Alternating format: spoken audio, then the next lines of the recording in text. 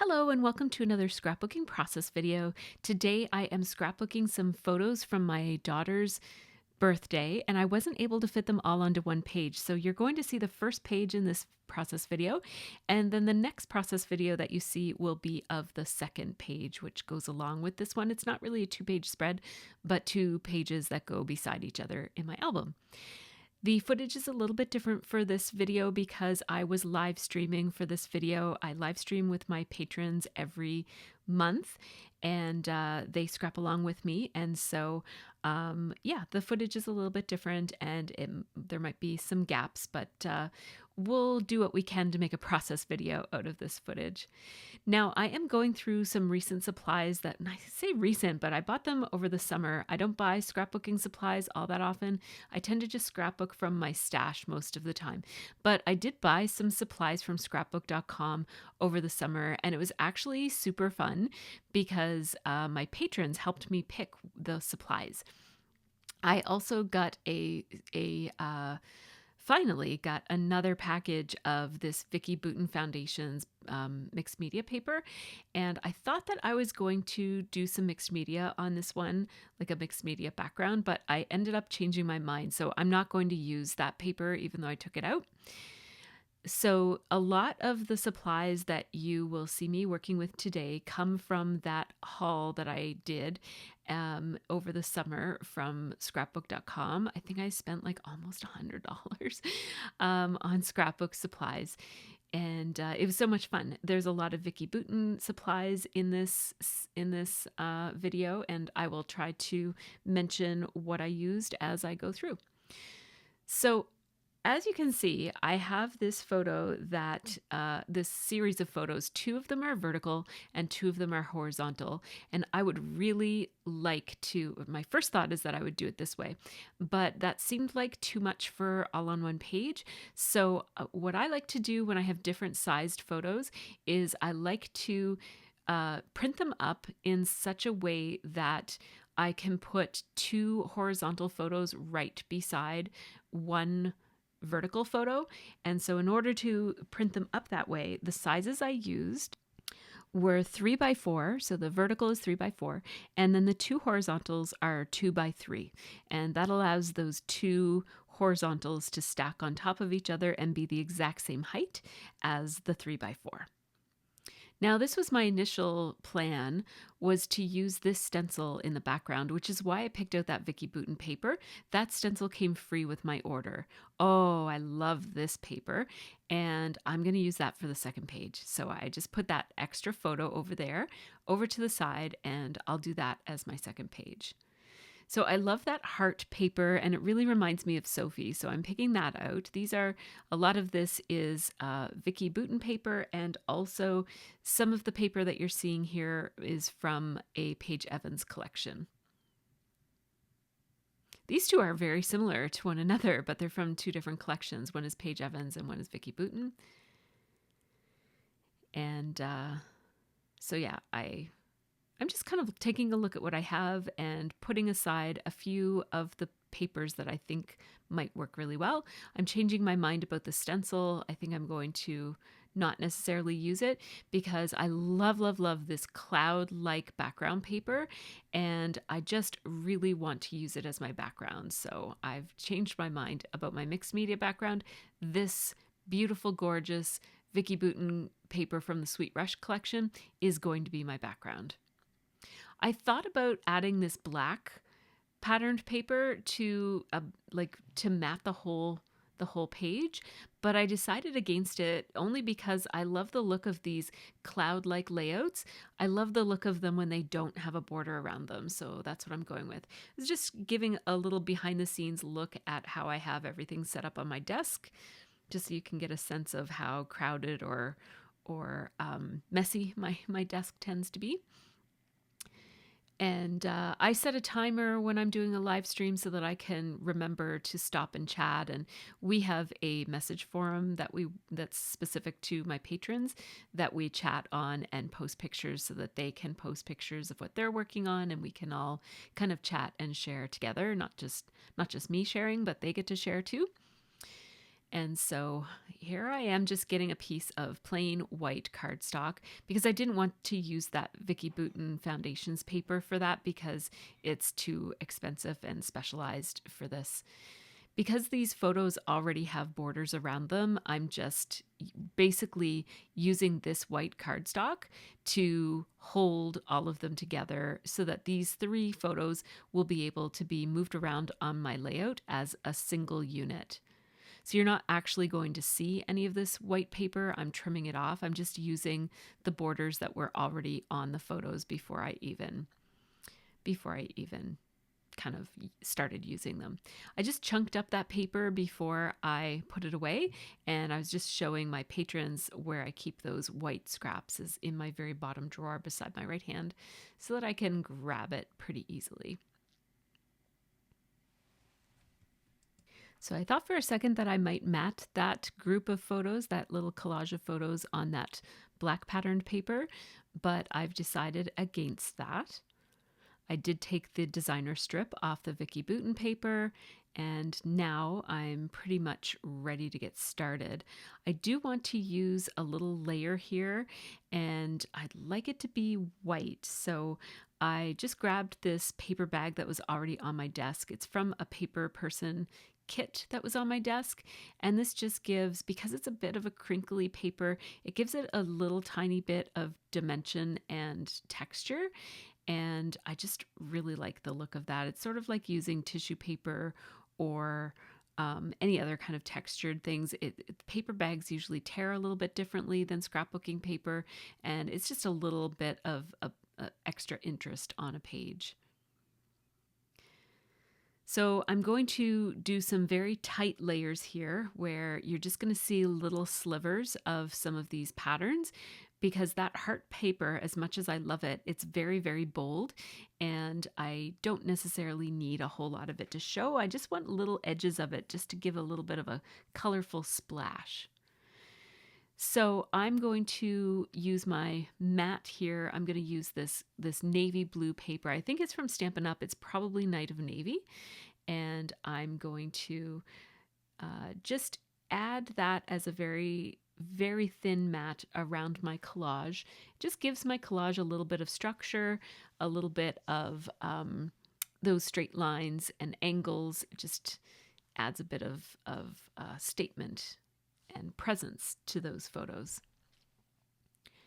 Now I really love these flowers in this paper, and so I'm going to do some cutting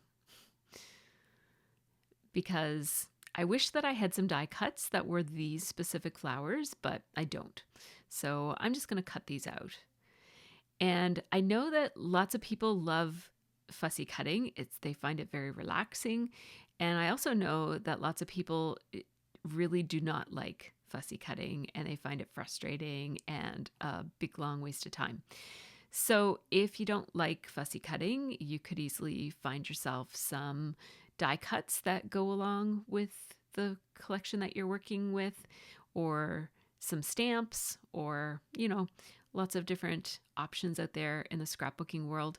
But I think it's sometimes helpful to give something like fussy cutting a try, because there are times when fussy cutting allows you to get a size of a die cut that might be different than what comes in the pack, or just to have something specifically match what you're working on.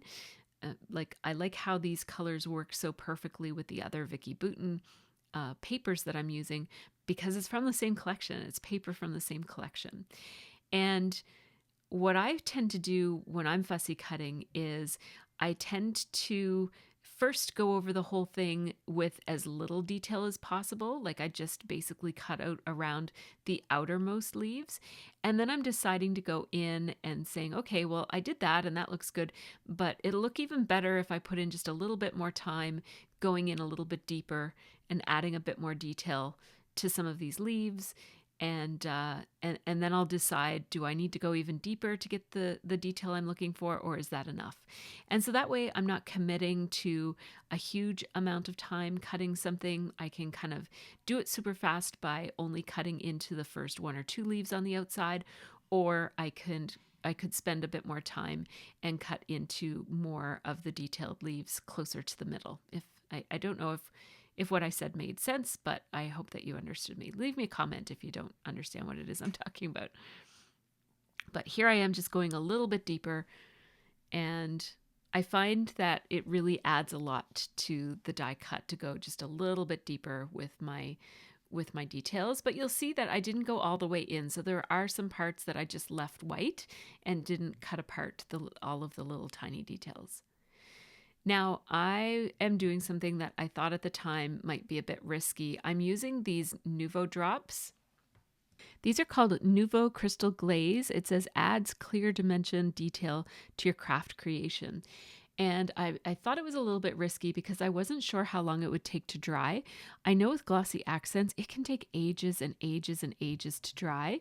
And in the middle of a live stream, I really didn't want to not be able to put this on my creation within a reasonable amount of time. But I thought I just really liked how it added extra shiny dimension to that die cut, to that or fussy cut piece. And so I decided to take a risk, and it actually dried really, really fast, a lot faster than I thought. The other nice thing about using paper bags for embellishments or for layers is that you can always stick little things in between the layers of the bag because, there's that opening over on the right-hand side. And I could, stick little tags or something like that in that layer if I wanted to. So now I'm just going through, these are the die cuts. These, I believe, are the die cuts from the Paige Evans collection. It's actually called the Splendid collection from Paige Evans. And I'm just familiarizing myself with what's in this collection because I haven't worked with it before. But, and look at that. It's actually dry. It's not dry yet, but it's coming along pretty good. So I'm also going to have a look at these. These are also from the same Splendid collection from Paige Evans, and I might use some of those on my page. And I like that little bird, and I like positioning the little bird so that it's sort of sitting on top of that "Love This" arrow. And this little banner or bunting or whatever you call these things, it's like a little doily banner. I'm going to put that across the top, and that's going to be my secondary cluster where some journaling will go. And I took the sweet from the puffy stickers, and I think I'm going to call this Sweet 16 because she was turning 16 that night. That was the night that we celebrated her birthday at Eastside Mario's. So I went and grabbed this spool of white ribbon, and I dropped it into my plate when I was eating Christmas leftovers. So there's actually cranberry sauce stains on the bottom of it because I'm a slob.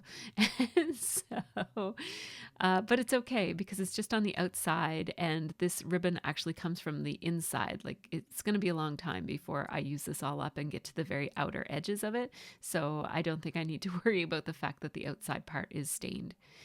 This is paper ribbon from IKEA. I got it from their gift wrapping section, and I really, really love it. I did use it on some of my Christmas presents, but when I bought it, I kind of knew that I would be buying it primarily to use for scrapbooking because it's this really nice waxy paper ribbon, and it lays really, really flat. So I like that about it. And it adds an interesting texture. And as you can see, it looks really great on that purple tag from the Splendid collection. I have more of those puffy stickers, and I would love to get them on the page. And I'm just kind of looking around and trying to see which of those might be relevant to the story I'm trying to tell and what else I might want to do here. I'm just going to, when I do attach this banner, I'm just going to bend up the edges of all those little doilies just to give it a little bit more dimension.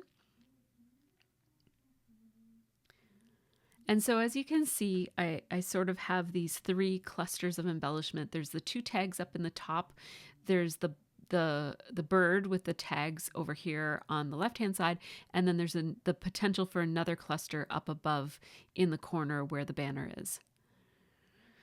So I am using this, which is my new favorite outlining pen. It is a Faber-Castell Pitt pen, and the color is, oh, I have it right here. Yeah, the color is, it's a super fine point, and the color is called Indanthrene Blue 247. And it comes in the set of neutrals that they have, or the set of bright colors that they have in the superfine point.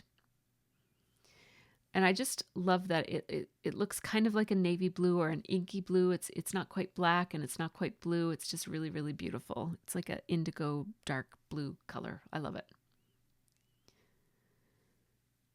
So I have some Stampin' Up! Gray ink here. I think the ink I'm using is basic gray, and then the stamp set I'm using here is the Hazel Alphabet stamp set from Ellie's Studio.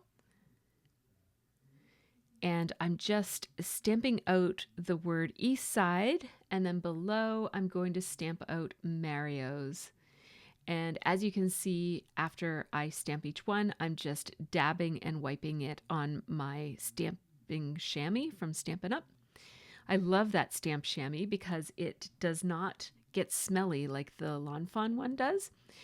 There's probably more than just those two options out there in the world, but the only two I've tried is the Lawn Fawn one, which does get pretty stinky.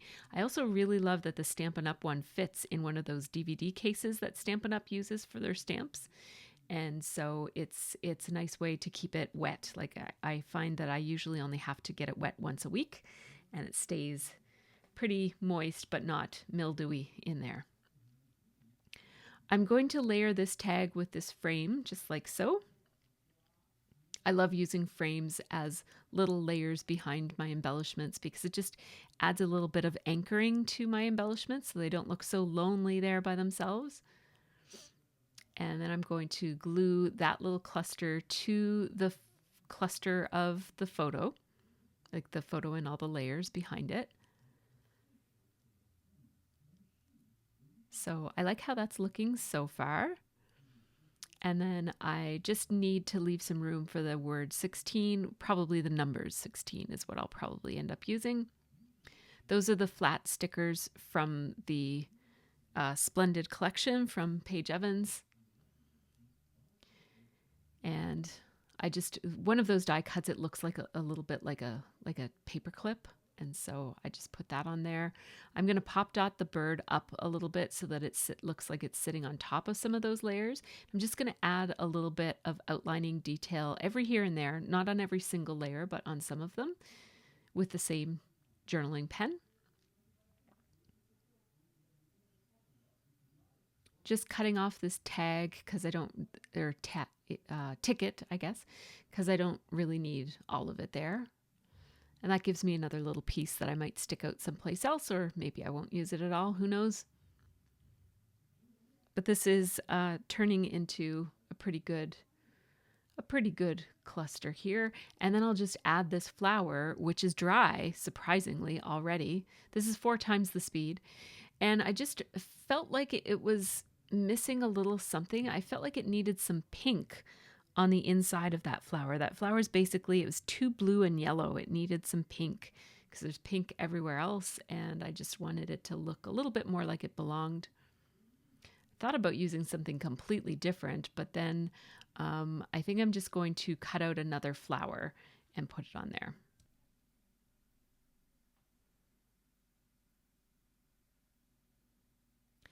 I'm just going to glue that arrow down. It was just sticking up a little bit too much. I put a little stamp block on it just to keep it down while the liquid glue dried. I just used Tombow Mono Multi for that, and that should work. Speaking of Tombow Mono Multi, I think I will use that on the back of this flower as well. I'm going to arrange it such that it doesn't cover up too much of that photo, but it's okay for it to be, quite a bit of it to be on the photo because it's just this corner of her sweater there.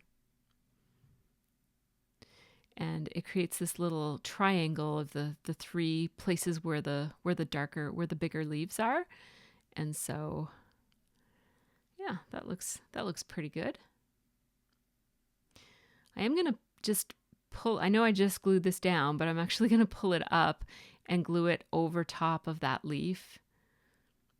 That way I can see that I love this, and it's pointing towards the drink that she's holding up. That's her favorite drink. She goes there on her birthday specifically to get that unicorn drink. We have a couple of those restaurants that we like to go to for their birthdays. Eastside Marrow's is one of them. Montana's is another. They have good birthday drinks there. Non-alcoholic, of course. And here's a little die cut that might work, but I think I'm actually going to cut out a flower here. I'm going to cut out this one. It's going to give me just a little bit of that pink that I'm looking for. And it's pretty small and it's not very detailed, so I should be able to cut it out pretty quickly. There we go. And now this is going to cover up all of that Nouveau crystal glaze that I put on the flower. I'm just going to outline the outside edges of it just to give it a little bit more dimension. By the time I glue this down, it's going to cover almost all, not all, but almost all of that crystal glaze. And so I'm actually going to go back and get more of the crystal glaze and just put it over the green part. And I'll just have to be very careful to not touch that until it dries. But it's good that I now know that it dries fairly quickly.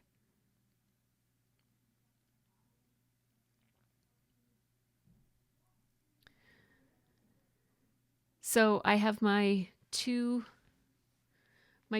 different clusters that are down here by the photo are shaping up quite nicely, but I felt like I needed another floral element over here on the top side by where the tag is. So I'm going to cut out this flower. I wanted something with some pink, just to bring some pink up to this corner. So this flower is a pretty easy one to cut out again because it doesn't have all those elaborate, intricate leaves.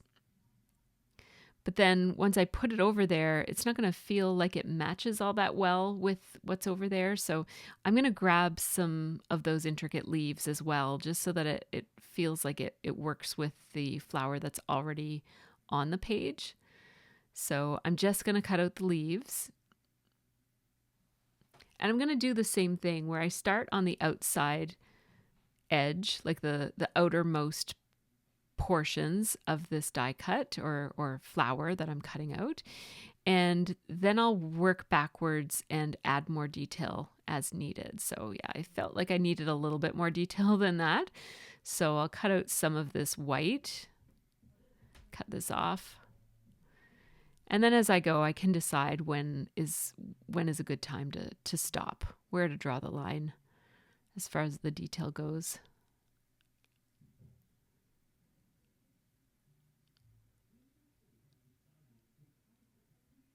It's my favorite way to do cut aparts, just because you can abandon it. You can just say, oh, I won't go as detailed if you change your mind.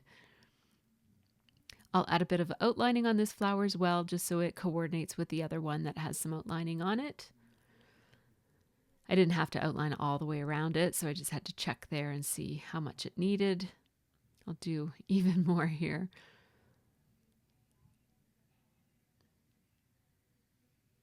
Trying to decide which layer it's going to go in. I'm just going to actually tear off some of that paper.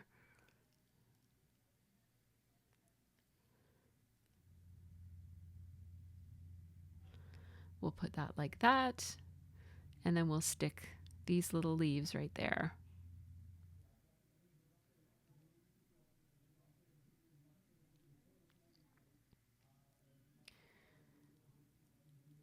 And I'm just going to add a little bit of extra adhesive there to glue down those layers and make sure that they stay put once this is all in my page protector.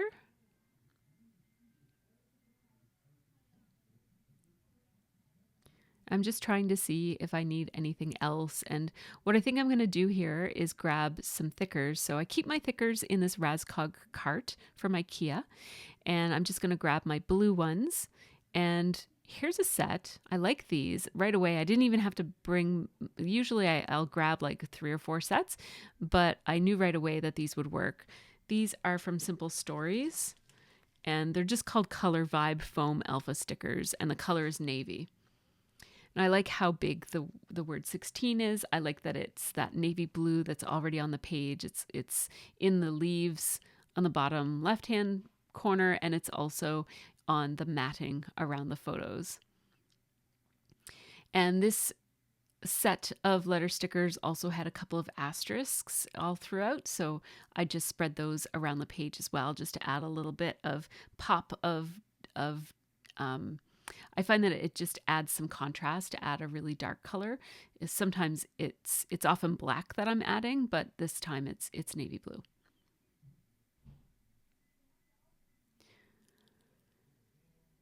So I just feel like it needs a little something else over here. So I added that little orange fishtail banner thing that's sticking out from the layers of the bag. And now I'm going to use one of these little tags, and I'm just going to cut it down so that I can customize the size of it because it was a little bit too long. So I'll just layer it on top of its own self so that it's shorter. And then I'll use some foam dots here. These are Stampin' Up dimensional adhesive. They're my favorite foam dots that I like to use. And I'll outline around the fishtail banner of that orange die cut thing. I could use the other piece somewhere else if I wanted to, but I don't think I am.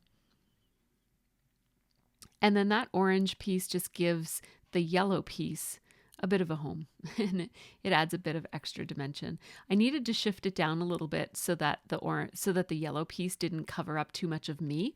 Like, I didn't mind it covering my sweater, but I didn't want it to cover my face.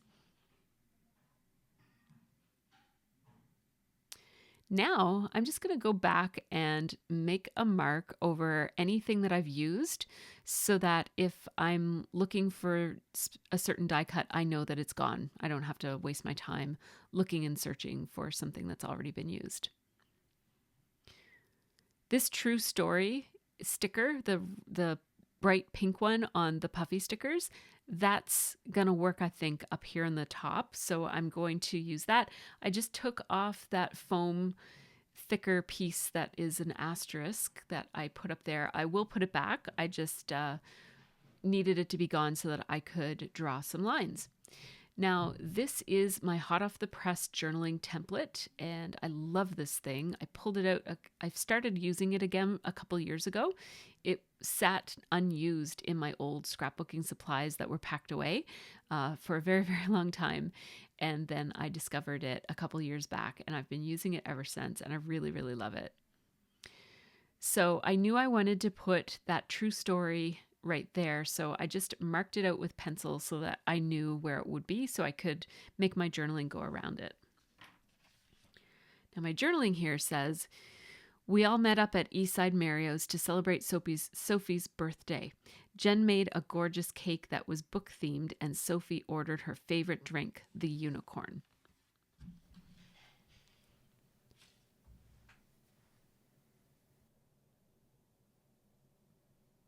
I'm just trying to arrange this writing in such a way that the banner is going to fall in a way that it kind of encapsulates the writing but doesn't cover it too much. And then I'm just using my eraser to erase over that. And that pen is really good. It doesn't fade when you erase over it or anything. And now I'm just going to place that banner just like that. I'm going to take my Tombow tape runner and just put a little bit on each of those little doily pieces. There we go.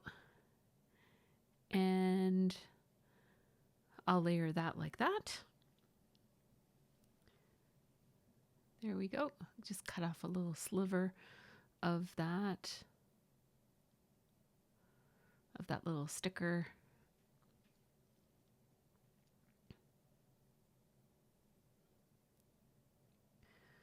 We're getting to the point now where we're almost done.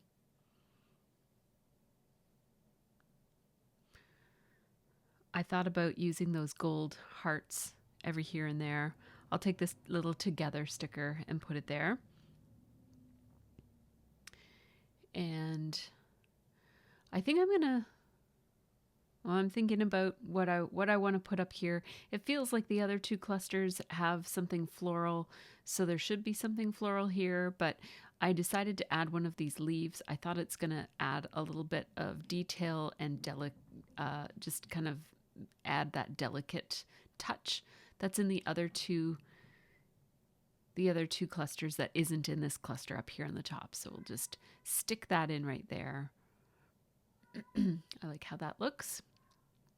Boy, this paper has really done me well for this layout, hasn't it? So now let's have a look at what else we're doing. I went over to my bookshelf where I keep my mists, and I grabbed the navy blue mist, and I also grabbed some white gouache.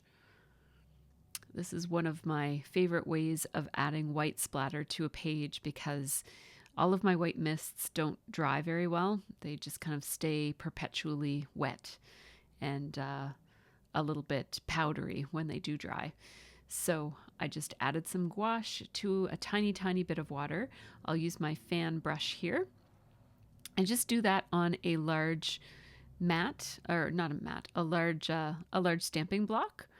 And then I just grabbed this. This is my acrylic art palette. It's a very big art palette that I just use sometimes for mixed media. It helps contain some of the splatter. But these splatters, as beautiful as they are, look at how tiny and fine they are. So, so gorgeous. But they are getting everywhere.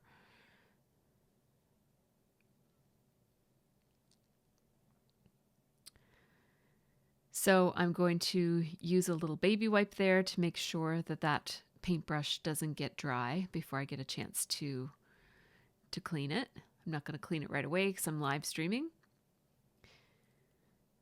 And I really like how that splatter looks. But as you know, I grabbed that navy blue splatter as well, and I want to add that, and I just wanted to make sure that I dried the white splatter before I added the navy, because if the navy mixes with the white, it'll just get like light blue, and that's not so great. So I thought I would use the same kind of technique with the little fan brush. I had to use a little bit more. Look at the mess that it makes. Oh my goodness. Each little tiny splatter of navy blue, it just explodes into so much color. And now I want some larger splats, so I'm just taking directly from the nozzle and splatting it onto the page. Love how that looks. Ooh, very good. Just going to tidy up a little bit. I'm wiping the splatter off of that plastic sticker there because it'll never dry, so I might as well just wipe it off with a little baby wipe. I'm going to dry those splats.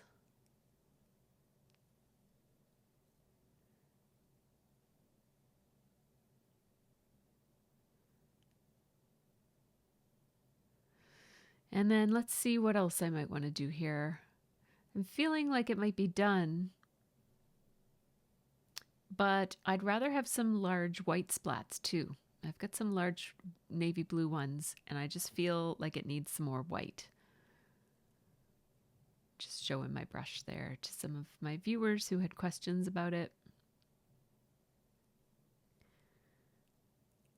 I was saying that when you use it, try to not get ink into the base of the bristles because it's very hard to clean it out then. So I'm just using a baby wipe to clean up my Tri Art palette and my stamping block. I'm putting everything away now. So the more I look at it, the more I think it does need larger white splatters. So I'm just going to grab my block again because I'm going to go ahead and use that gouache again. Because I made such a mess the last time that I did splatter, which was just a few minutes ago, I've decided to use this, which is my splatter screen. I made this out of 2 pieces of foam board that I broke. I cut one of them into 2 so that I had 3. And then I just put my Tri Art palette up against my computer, which means that I can no longer see my monitor, but that's okay. I can see my work. And I was hoping that I was filming at the right angle, and it does seem to be the right angle. I just took this little, it's actually a rub-on tool, and I just used it to pick up some of the white paint and just splatter it. And that gave me some nice big blobs of white to balance off the larger blobs of the navy blue. I will go ahead and take the time to use that paint splatter shield that I took the time to make, so if it doesn't make sense that I never use it, so I'm going to try to remember this lesson. So before I show you the photos of this page and also a sneak peek of its sister page, thank you so much to my Patreon supporters. And here are the photos. My Patreon supporters get access to these live streams as well as real-time process videos, Zoom calls, and behind the scenes and that sort of thing. If you're interested in supporting me in that way, hop on over to Patreon. It's not a tiered membership, it's just tip-based, so everybody gets to see the same things over there. And it's only $1 a month. So here's the sneak peek of the next layout, which if you keep on watching my channel, you'll see this one come together next. Take care and have a really great scrappy week.